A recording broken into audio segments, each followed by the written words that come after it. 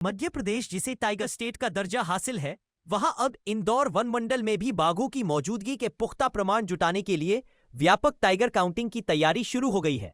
यह गणना आगामी 18 दिसंबर से शुरू होगी, जो 5 दिनों तक चलेगी। हाँ, अखिल भारतीय बाघ गणना का जो दिनांक है, जो इंदौर वन मंडल के तय किया गया है, ये तय किया गया है 18 दिसंबर से 24 दिसंबर के मध्य। 6 दिन का समय है। इसमें 5 दिन सर्वे का कार्य होता है, 1 दिन बफर दिन रखा गया होता है। चूंकि ये बहुत ही महत्वपूर्ण सर्वे है और ये कहीं ना कहीं भारत स्तर पे देखा जाता है, तो इसके लिए हम लोग हर स्तर पे ट्रेनिंग हो चुकी है, लेकिन हम लोग का मॉक ड्रिल एक्सटेंसिव नहीं हुआ था। इसके लिए वन मंडल इंदौर ने ये निर्णय लिया कि 11 दिसंबर और 12 दिसंबर को पूर्व ही, 1 हफ्ता पूर्व ही, एक इसी तर्ज पे संपूर्ण वन मंडल में गणना की जाए, बाघ गणना की जाए।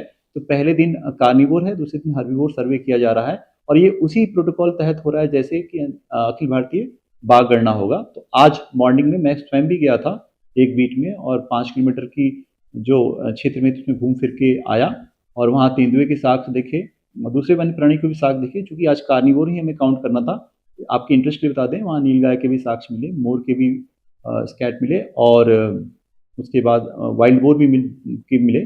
कुछ वन्य प्राणी की साइटिंग भी हुई।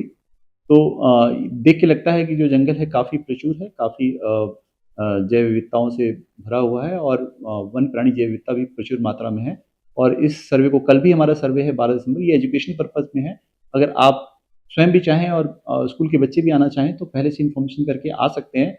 हम लोग उनको लाइव डेमोन्स्ट्रेशन दिखाएंगे और जब हम लोग का फॉर्मल ऑफिशियल सर्वे होगा उस दौरान हम लोग कोशिश करेंगे एक्सक्लूसिविटी मेंटेन रखें, उसमें ज़्यादा लोग को नहीं इन्वॉल्व करेंगे। उन्हीं लोगों को इन्वॉल्व करेंगे जो बाघ गणना में फॉर्मली जुड़ रहे हैं, उन्हीं लोगों को हम लोग जोड़ेंगे।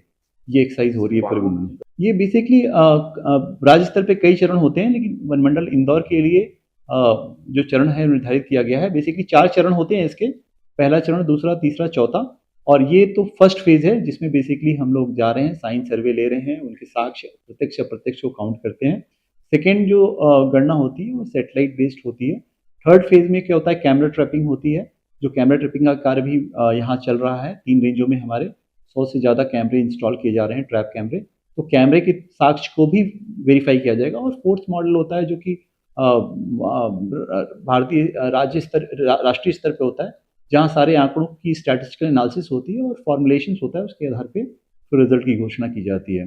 पिछली बार जो बाघ गणना के जो प्राथमिक रिजल्ट आए थे उसमें ये था कि लगभग 14 बाघ के प्रेजेंस को अप्रत्यक्ष प्रमाण मिले थे। लेकिन इस बार हम उम्मीद कर रहे हैं कि जंगल का स्वरूप और बेहतर हो गया है।